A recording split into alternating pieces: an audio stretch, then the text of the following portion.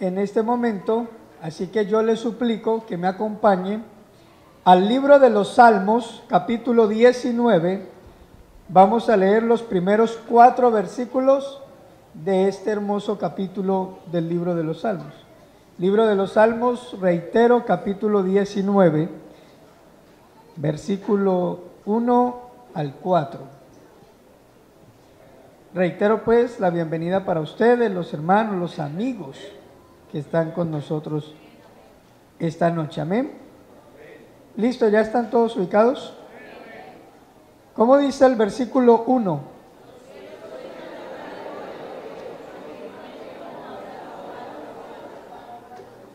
Un día emite palabra a otro día, y una noche a otra noche declara sabiduría.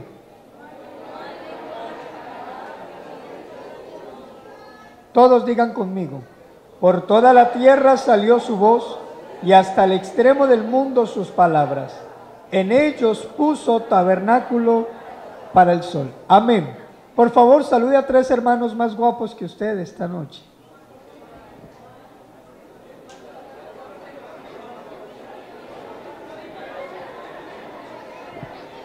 Amén. Gloria a Dios. Gloria a Dios. Gloria a Dios. Amén. Diga gloria a Dios. Tomen asiento, por favor.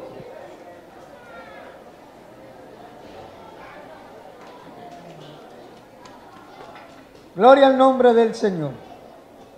Bueno, permítame empezar este día de este fin de semana, que él tiene un lema de verdad maravilloso: en los íntegros es hermosa la alabanza. Si algo quisiera yo es que al finalizar este fin de semana de alabanza o esta semana de alabanza, nosotros lográramos comprender a plenitud lo que quiere decir esa palabra íntegros. Vamos a hablar esta noche, vamos a recordar algo. Cada doctrina en la palabra de Dios tiene un fundamento, y ese fundamento funciona a la vez como un argumento defensor de que lo que se está diciendo allí es correcto, es verdad. Los fundamentos argumentan la realidad de la palabra de Dios y la vuelven un arma contra todo pensamiento en contra de Dios y de su soberanía. Eso nosotros debemos comprenderlo para entender que lo que hacemos aquí tiene un principio, tiene una razón de ser y tiene un sentido de existencia. No es porque nos da la gana, nos parece bueno o de alguna manera nos hemos ido encaminando por ese sistema litúrgico religioso. No, lo que aquí hacemos es nada más y nada menos que darle existencia a un estilo de vida. El cristianismo es un estilo de vida que concuerda con los principios morales y espirituales estipulados por Dios mismo, y Dios es el Señor de toda la tierra. Así que esto de la adoración y de la alabanza tiene un fundamento. Jesucristo se encontró con la mujer samaritana y le dijo, la confrontó con la realidad que existía entre el pueblo de Israel y el pueblo de Samaria, y le dijo algo que nosotros debemos entender esta noche. Jesucristo le dijo: ustedes los samaritanos tienen la mitad de la adoración y los judíos tienen la otra mitad. Ustedes tienen el espíritu y los judíos tienen la verdad. La adoración es un fuego que debe arder en el corazón de todo cristiano y debe tener una característica: debe ser un fuego continuo, permanente. Así que el Señor le está diciendo a la mujer samaritana que el fuego tiene 2 elementos que componen su naturaleza. El fuego es calor pero también el fuego es luz. El calor define esa parte, ese ímpetu que nos da a entender cuál es el poder de ese fuego.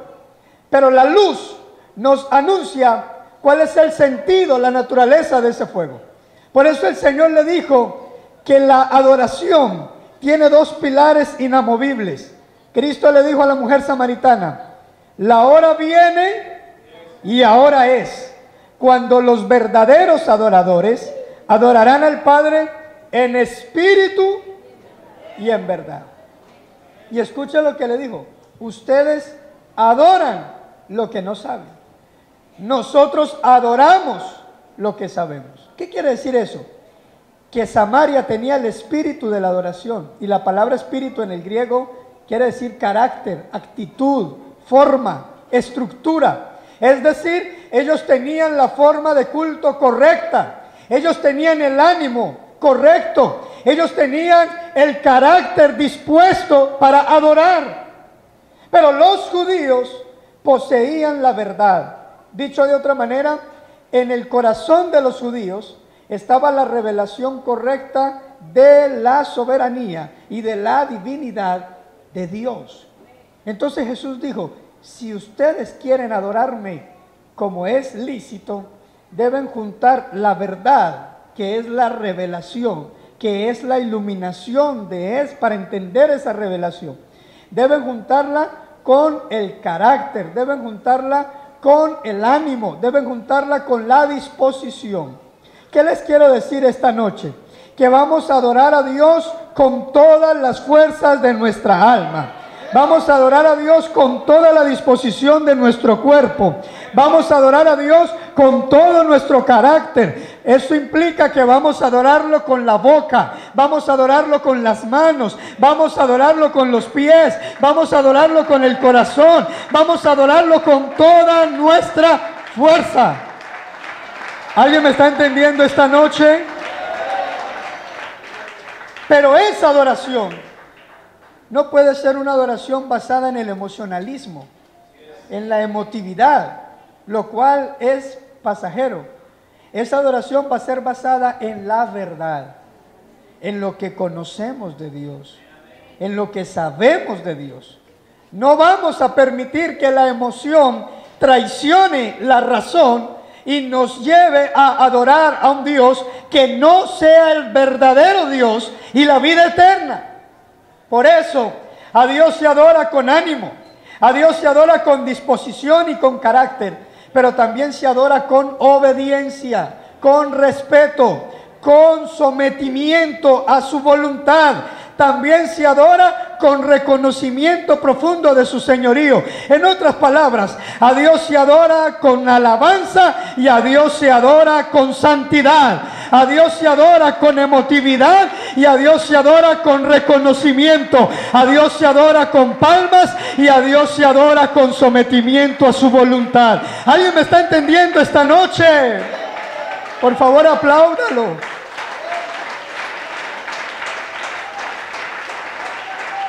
Adore a Dios. Aleluya.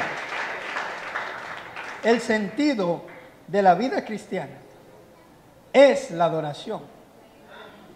La base, vea, a nosotros nos pusieron aquí para adorar. ¿Me entendieron? Haga lo que quiera. Adquiera dones, ministerios, desarrolla habilidades, capacidades, destrezas. Asuma el liderazgo que quiera y hágalo de la mejor manera. Asómbrenos con su capacidad para actuar en la viña del Señor y para ejercer y desarrollar algún ministerio. Lo felicito por eso. Pero si usted no entiende que fue perdonado, fue llamado, fue lavado con la sangre de Cristo y fue lleno del Espíritu para adorar, su vida no tiene sentido en la iglesia, porque el sentido de la iglesia es adorar día y noche la presencia de Dios. De hecho, si usted no sabe alabar a Dios, no va a ir a hacer nada al cielo. Porque lo único que vamos a ir a hacer al cielo, cuando Cristo levante esta iglesia y cuando Cristo pase los cielos de los cielos con nosotros para morar con Él por toda la eternidad, no habrán ministerios allí, no habrán dones allí, no habrán capacidades, no habrán liderazgos. Allí lo único que habrá por siempre será una iglesia extasiada con la gloria del Cordero, que dirá día y noche: cuán grande es el Señor, cuán glorioso es el Señor. ¿Alguien me está entendiendo esta noche? Por eso esta noche vamos a hablar de la verdad. Y dentro de esa verdad, el tema que quiero presentarles es la existencia de Dios. Y vamos entonces al salmo que leímos. Y vamos a ver quién es Dios. ¿Qué implica que Él exista? Que Él sea real, que Él viva en medio nuestro esta noche. Ahora permítame decirle que la humanidad entera se encuentra atrapada en el planeta Tierra, sujeta por obvias razones al tiempo y al espacio, rodeada por un universo ilimitado. Y aunque pretenden saberlo todo, en realidad hay mucho campo por descubrir. Dentro de ese campo que hay por descubrir en el corazón de los humanos, hay un inquietante y profundo sentimiento de la existencia de un ser sobrenatural. Pero no saben quién es. Ellos definen en su mente que debe existir un poder supremo, creador de todo, originador de todo. Pero no han encontrado la forma para explicar a ese ser supremo. Le han llamado una luz profunda, una gran explosión que generó materia y energía, conocida como el Big Bang. Le llaman el producto de esa materia y energía para los que creen en que todo es Dios, pero no logran comprender, aunque saben, tienen en su mente que debe existir una fuerza creadora, un poder absoluto, un Señor sobre todo.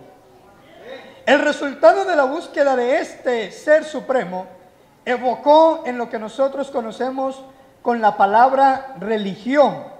La religión es la búsqueda de Dios, pero la religión es la búsqueda de Dios desde la perspectiva humana, desde la visión humana de Dios. El problema de esto es que la religión es una invención humana. Y como todo lo que el hombre puede inventar o puede traer a la existencia de la tierra, es imperfecta, no llena las cualidades, no sacia las necesidades. En el sentido de que la religión, siendo una invención humana, termina siendo estructurada por cada persona. Nosotros somos egoístas por naturaleza. Por tal motivo nos cuesta acomodarnos a lo que otro nos diga. Nos cuesta aceptar el razonamiento de alguien y queremos ejecutar nuestro propio razonamiento. Por eso existen las variedades y las grandes cantidades de cada cosa que hay en el mundo.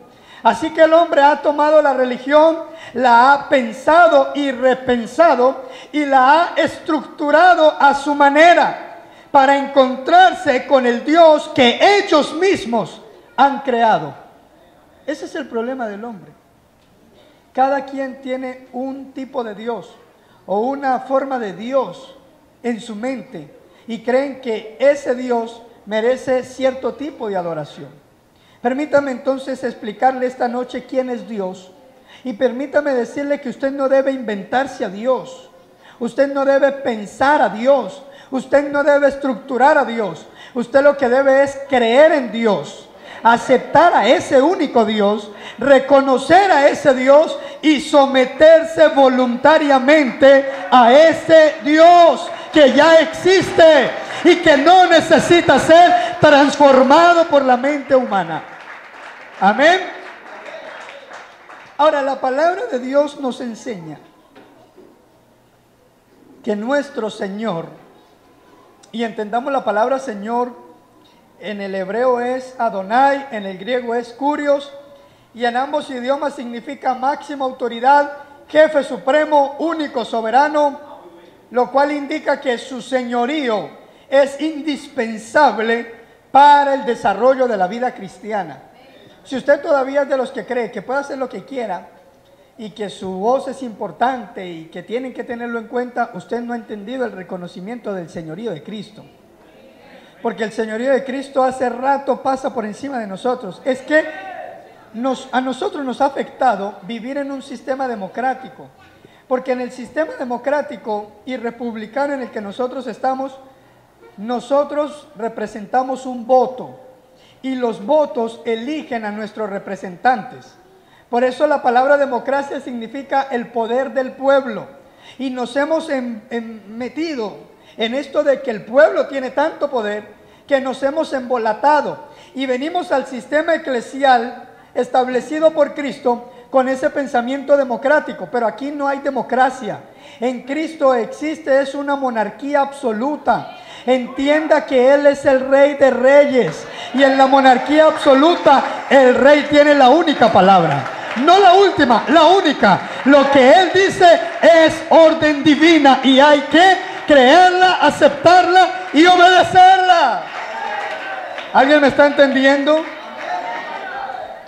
Así que debemos hacer una separación sustancial entre nuestro sistema de vida humana y el sistema de vida cristiana. Por eso muchos viven afectados y no mueren para vivir para Cristo. Porque quieren vivir en Cristo como viven en el mundo. Y no hablo de las drogas, ni de la fornicación, el adulterio, ni del robo. Estoy hablando de la ideología, del sistema ideológico, de la filosofía de vida que imprime el mundo en nuestros corazones. De ese sistema filosófico es del que nosotros debemos librarnos y limpiarnos para entender el sistema cristiano. Él es el Señor y esa palabra no es trivial. Esa palabra es fundamental en el entendimiento de su naturaleza como la cabeza de esta iglesia. ¿Sí vamos entendiendo eso? Cristo es la piedra desechada que vino a ser la cabeza del ángulo, la que le dio forma al ángulo. Lo que indica que Él es el fundamento. Pablo dijo, el que quiera edificar, hágalo, pero tenga en cuenta que hay un fundamento puesto. Así que no puede poner sobre ese fundamento cualquier cosa. Y lo segundo es que, aparte de ser el fundamento, Él termina siendo la estructura misma del edificio.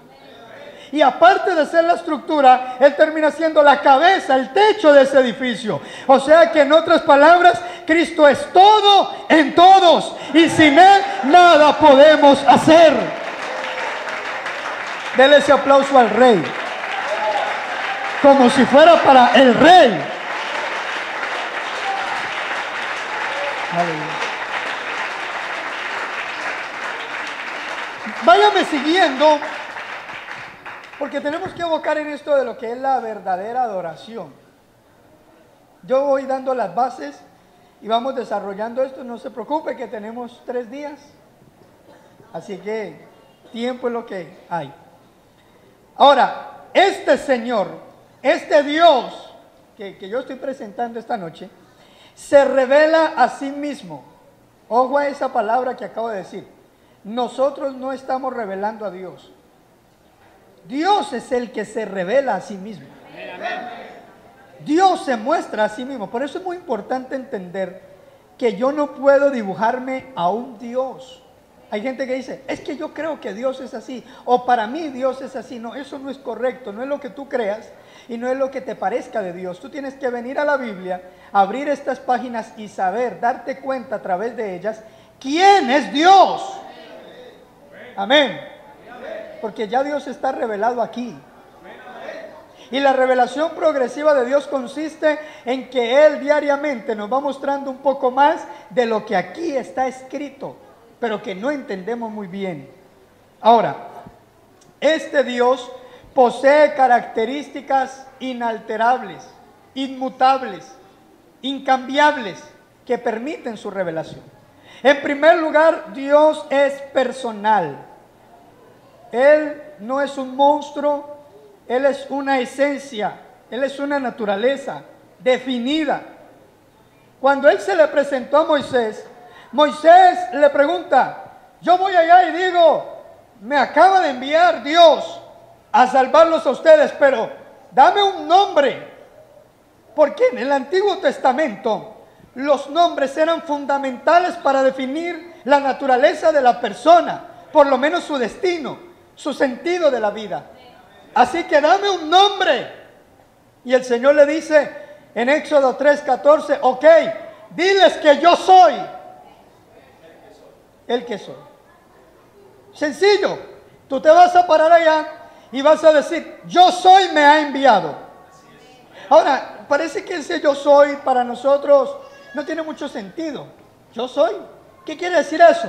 Pero cuando vamos al hebreo a ver qué significa yo soy, nos damos cuenta que esa palabra está exponiendo el atributo de aceidad de Dios. Y la aceidad de Dios, no sé si hayan oído esa palabra, pero ese atributo de aceidad quiere decir que solo Él es el autoexistente. Escúcheme, no necesita creador, lo cual indica que no tiene principio, nunca nació, no tuvo origen. Él es desde siempre y hasta siempre. Alguien conmigo que lo alabe.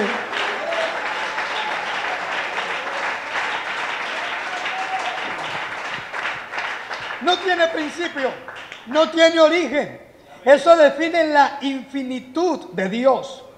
Cuando hablamos de infinito, hablamos de que si usted se va hacia la izquierda no le va a encontrar límite, pero si se va hacia la derecha tampoco le va a encontrar límite. Eso es infinitud. Nosotros somos sempiternos. La palabra sempiterno quiere decir con principio de día, pero sin fin de días. Nosotros, creyendo en Cristo, tenemos vida eterna. No vamos a morir, porque la muerte es un paso a una mejor vida. Pero tuvimos que nacer. Cristo no nació nunca. La historia está dentro de Él. El tiempo está dentro de Él. Todo existe dentro de Él, porque Él es sobre todo. Él es encima de todo. Él es antes de todo. Él es después de todo. Eso le dijo Dios a Moisés cuando le dijo, yo soy. Aparte de que esa palabra yo soy implica la aceidad de Dios y denota la no creación de Dios, la infinitud de Dios, la eternidad perfecta de Dios, esa palabra yo soy también está hablándonos de una personalidad específica. Lo que quiere decir que Dios tiene un sentido de la vida definido. Eso nos da seguridad porque Dios no está jugando con nosotros. Cuando a Albert Einstein le dieron su premio, su Nobel, él se paró y las palabras que le dedicó ante el parlamento o el público que lo estaba observando, él dijo, Dios no está jugando a los dados. Quiere decir que no es la suerte la que define el destino, sino que hay una planificación en la presciencia de Dios. Lo que Pedro llama presciencia es el conocimiento anticipado. Dios es el único que conoce el futuro, que conoce lo que vendrá. En su mente existe el pasado, el presente y el futuro desde antes de la existencia del hombre.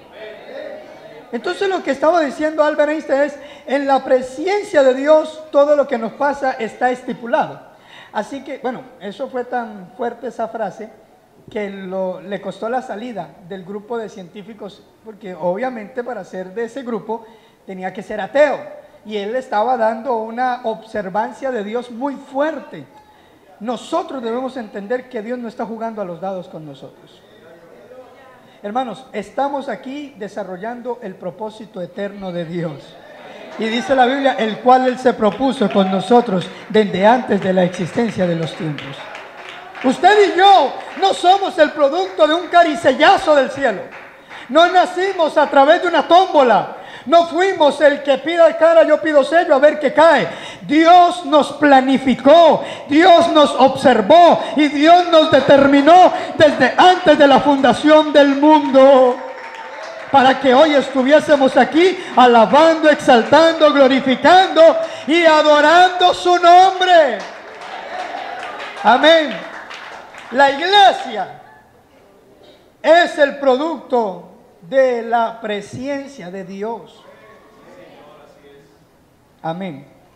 Ahora, este Dios posee un nombre propio, una personalidad libre. Nadie lo somete a Él a nadie le tiene que dar cuentas. Él hace lo que quiere, cuando Él quiere, como Él quiere, con el que Él quiere y donde Él quiere. Él es libre para obrar. Alabado sea el Señor. Hay una palabra, otro atributo de Dios, que es la excelsitud. Y la excelsitud de Dios quiere decir que Él es lo más alto. O sea, que Él está en el lugar de eminencia supremo, que por encima de Él no se puede hacer nadie, que por encima de Él no manda nadie, que por encima de Él no ordena nadie nada. Él es el que establece todo, Él es el que ordena todo. En el sistema espiritual, monárquico, hay arcángeles, hay ángeles, hay serafines, hay querubines, y luego siguen los principados, las potestades, los gobernadores de las tinieblas y las huestes espirituales de maldad. Y escúcheme, todos, póngale el nombre que quiera, todos tienen que obedecer, todos tienen que someterse, todos tienen que reverenciar la voz del excelso. Alabe a Cristo.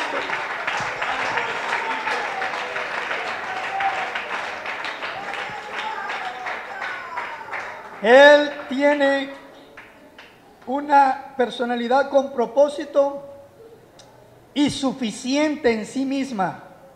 Nuestro Dios posee mente, lo cual indica que no es un loco, y posee voluntad, lo cual indica su poder. Escúchenme, el presidente de la República tiene autoridad, pero no tiene superpotencia.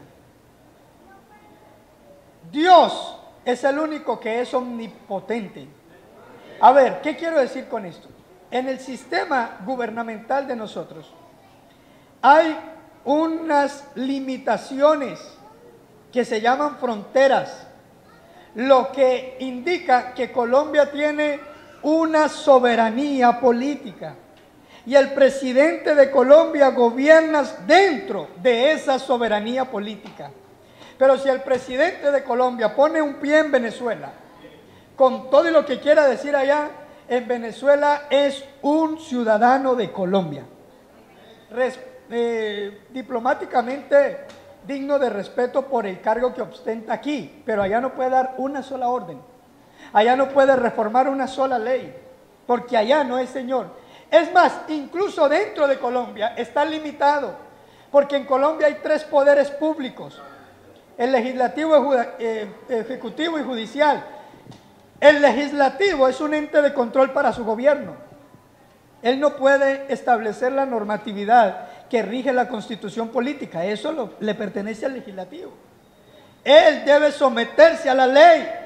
Y si hay que hacerle un juicio político, él debe visitar esos lugares para afrontar ese juicio político. Lo que quiere decir que allí no es poderoso. Allí es un ciudadano que se está sometiendo a un juicio por unas malas actuaciones gubernamentales. Ahora, este Dios que yo le estoy presentando esta noche no tiene frontera. Oiga, escuche, no tiene frontera ni legislativa ni soberana. Así que Él es el que gobierna sobre las tres ramas del poder público. Y además Él gobierna sobre todo tipo de gobierno, estado, monarquía, reino que exista en el mundo entero.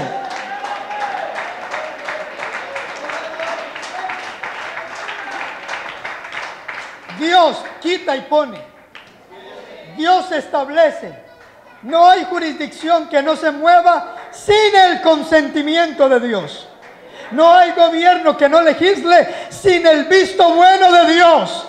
No hay estructuración política, democrática, gubernamental en el mundo entero. No existe ninguno capaz de decirle a Dios: aquí no mandas tú. No existe. El señor Donald Trump tuvo un Dios que lo puso allí. El señor Vladimir Putin tuvo un Dios que lo puso allí. El señor Xi Jinping, los tres hombres más poderosos del mundo, fueron puestos por Dios, y cuando Él quiera los puede quitar, porque solo Él es soberano, solo Él es omnipotente. Alguien tiene que alabar a Cristo esta noche. Aleluya. Te estoy dando una gran noticia, porque lo que te estoy diciendo esta noche es que sobre tu problema y sobre tu enfermedad y sobre tu angustia hay uno que manda, hay uno que establece, hay uno que ordena, hay uno que delimita, hay uno que le dice al mar: hasta aquí llegarás y de ahí no pasarás. Hay uno que le dice al problema: hasta aquí actuarás. Hay uno que le dice a la enfermedad: hasta aquí tendrás poder.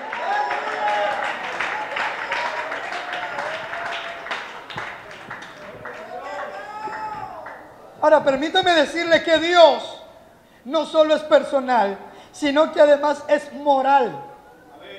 Y la moralidad de Dios es radical, es absoluta, dadas las circunstancias de que es el único ser santo en sí mismo por su propia naturaleza. Nadie más es santo más que Él. La palabra de Dios dice: porque solo tú eres santo. La santidad nuestra no es otra cosa que un regalo del cielo. Porque dentro de los atributos morales de Dios, y cuando hablamos de atributos morales, estamos hablando de atributos comunicables, es decir, los que Dios puede transferir a la naturaleza humana, permear a nuestra vida. Y dentro de esos atributos está la santidad. Nadie aquí puede producir santidad. Estamos impotentes ante la realidad de que el pecado mora en nosotros. No podemos producir nada bueno dentro de nosotros. Y en ese sentido de la vida es que la salvación se torna totalmente protagonizada por Cristo. Y por eso la salvación es por gracia, no por obras, porque las obras no justifican al hombre. Vivimos 1500 años en la ley y no existió un solo ser humano que pudiese cumplir la ley, porque no podía producir santidad. Somos incapaces de hacer las cosas bien. Somos incapaces de pensar todo el tiempo en lo bueno. Somos incapaces de vivir bien sin pecar. No hay hombre que haga el bien y nunca peque. No conozco ninguno. Por eso Cristo es el único ser capaz de ser santo, de ser perfecto, de producir fidelidad. Y en su fidelidad Él imputó fidelidad de Él, santidad de Él a nuestra naturaleza. Él nos transfirió. Eso fue un cheque al pagador, y los pagadores fuimos nosotros. Gratuitamente recibimos por gracia santidad del cielo cuando merecíamos el castigo eterno. ¿Sabe cómo se llama eso? Se llama justificación.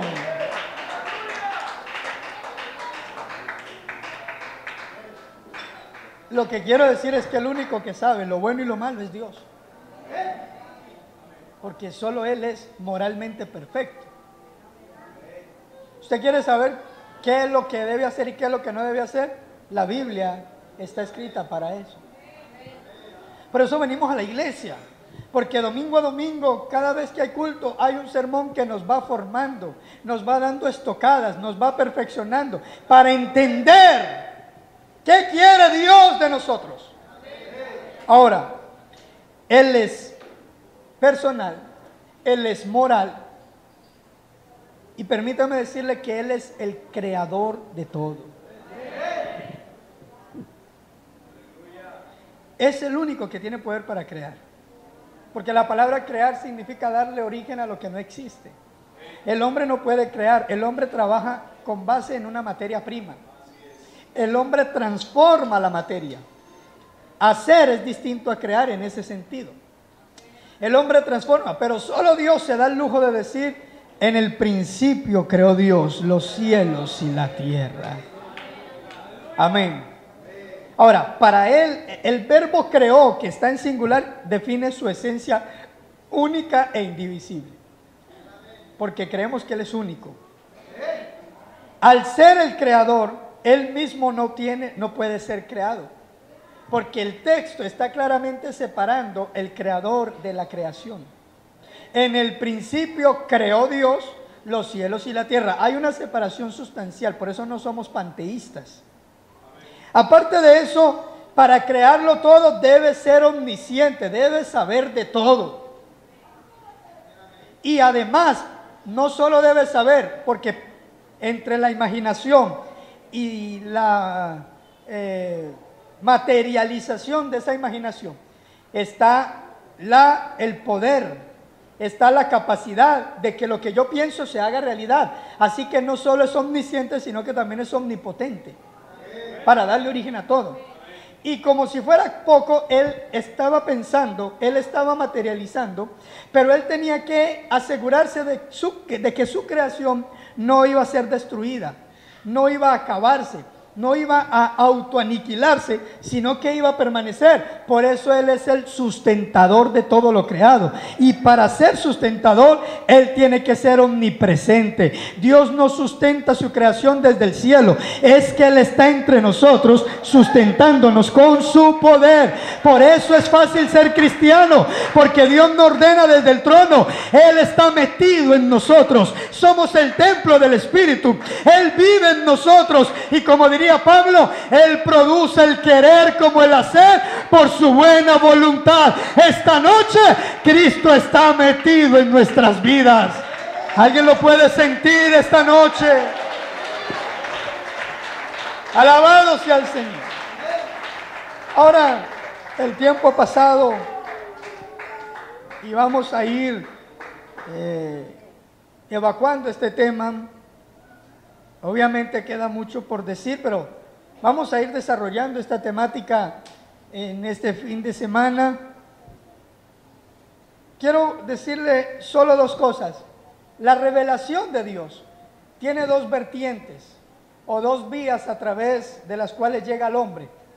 Dios se revela de una manera natural y Dios se revela de una manera especial o específica. La revelación natural es la que tiene que ver con la naturaleza, la creación. La revelación específica o especial de Dios tiene que ver con su palabra. Leímos un texto que nos habla de la revelación natural de Dios. Ese mismo capítulo, a partir del versículo 7, habla de la revelación especial de Dios, de la palabra. Pero en los primeros versículos está hablándonos de un Dios que se revela desde lo creado. Permítame decirle algo, no es posible que nosotros observemos el mundo natural sin llegar a la conclusión lógica de que alguien supremamente grande está detrás de todo esto. Amén.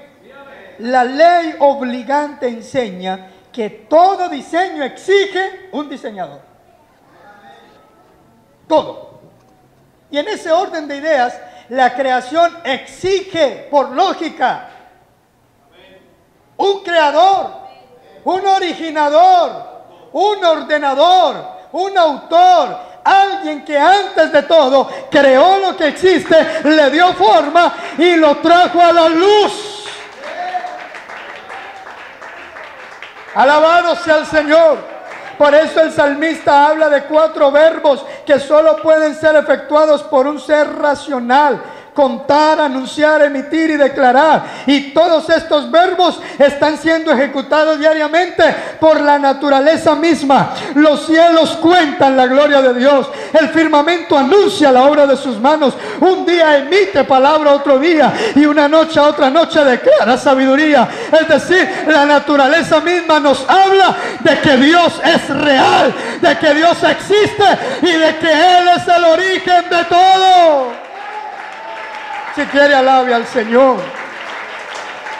Si quiere, alabe al Señor. Aleluya. Aleluya. No hay lenguajes. ni palabras, ni es oída su voz. Eso quiere decir que la creación es tan perfecta, es tan exacta, es tan milimétricamente planeada, que sin hablar nos anuncia la sabiduría, la sapiencia, el poder perfecto del Dios Todopoderoso que alabamos aquí. Si quieres conocer un artista, no mires su biografía, estudia su diseño. El diseño es la carta de presentación de todo artista. La forma como se expresa, la forma como lo hace, lo que ha puesto a luz de los ojos de la humanidad, es lo que dice de su conocimiento, de su inteligencia. Si quieres entender a Dios, observa su creación. El desarrollo mismo de la creación es tan exacto, es tan perfecto, que eso nos dice cuán sabio, cuán poderoso y cuán perfecto es nuestro Dios.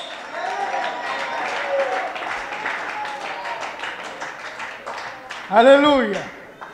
El universo entero es una sinfonía perfecta que anuncia la obra, la creación, la existencia de Dios. Aleluya. El número aproximado de las estrellas que habitan nuestro espacio visible es de 100 cuatrillones.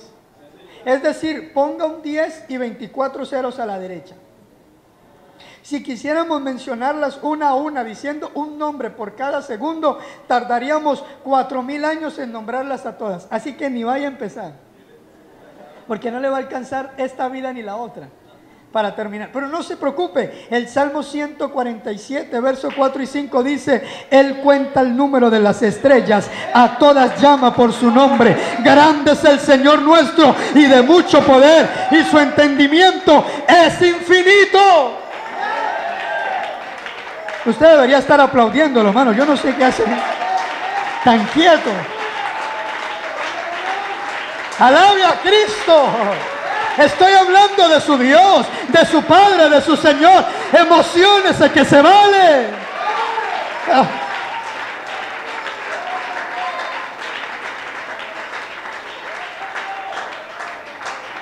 Alabado sea el Señor. Alabado sea el Señor. Tenía un apunte aquí sobre los ateos, pero voy a obviarlo por cuestión de tiempo. Solo quiero decirle que para los que creen o suponen que el evangelio es para gente tonta, que no tiene raciocinio lógico y que vienen aquí para que le laven el cerebro, hay muchos científicos que se han entregado a nuestro Cristo y han vivido para Él. El astrónomo Herschel dijo en alguna ocasión: cuanto más se amplía el campo de la ciencia, más complejas e irrefutables se vuelven las pruebas que apoyan la existencia eterna de una sabiduría creativa y omnipotente. Linneo, el famoso profesor de medicina y botánica en el siglo XVIII, declaró: he visto en todas partes las huellas de Dios. El astrónomo Kepler testificó: en la creación he sentido a Dios como si le tuviese en mis propias manos. Y Francis Schaeffer exclamó: Él está allí, no permanece en silencio. Dios es real. Alabe al Dios que existe esta noche.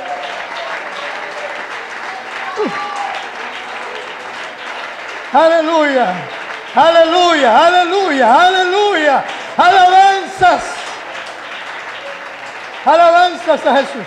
Ahora, permítame concluir este sermón diciendo las siguientes palabras: el destino del hombre es buscar y conocer a este Dios que da vida y sustenta la vida. La razón de nuestra existencia, el propósito de nuestra existencia, la vida misma tiene sentido solo si en algún momento de nuestro paso por la tierra nos encontramos con Dios, quedamos maravillados de su gloria y vivimos de ahí en adelante para satisfacer su voluntad. Eso le da sentido a nuestra vida. La felicidad del hombre radica en obedecer la palabra de Dios. El sentido de la vida del hombre está fundamentado en entender, en conocer. La Biblia dice: no se alabe el hombre en su sabiduría, ni el rico en su riqueza, ni el fuerte en su fortaleza, mas alabes en esto el que hubiese de alabarse, en entenderme y conocerme, que yo soy Jehová.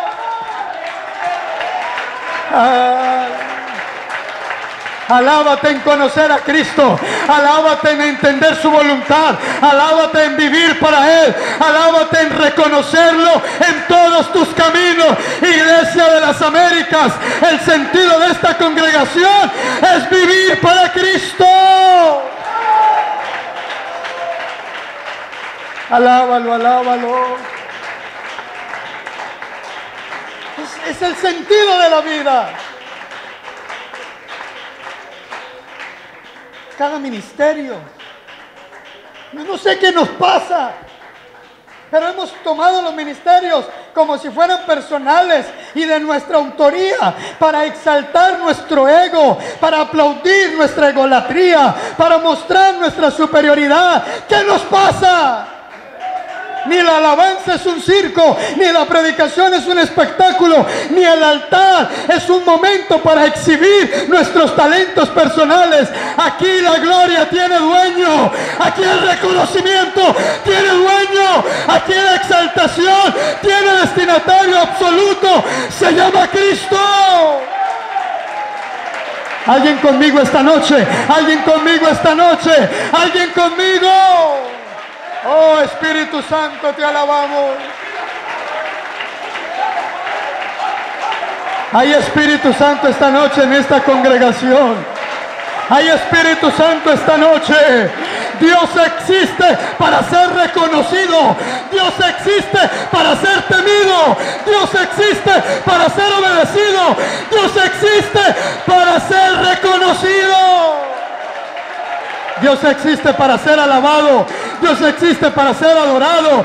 Dios existe, Dios existe, Dios existe.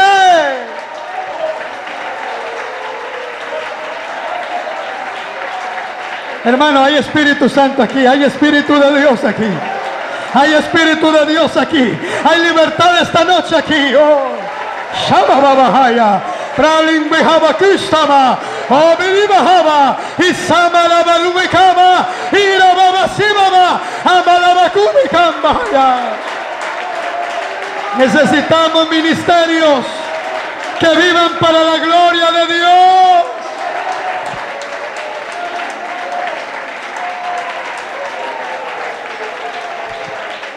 Esa es la verdadera alabanza. La verdadera alabanza va lejos de una sola canción, va más allá de un simple poema, se aleja de palabras bonitas. La verdadera alabanza incluye corazón, incluye mente, incluye actitud, incluye obediencia, incluye santidad.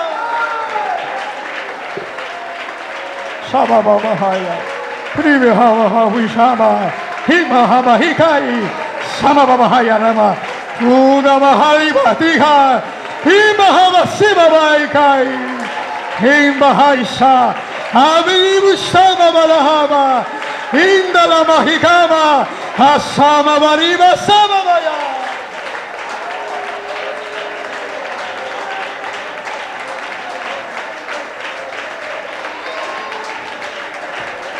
Alabe al Señor, alabe al Señor. Por favor, alabe al Señor. Oh, Dios está aquí. Oh, Dios está aquí. Cristo vino esta semana de alabanza. Sí, su presencia es real.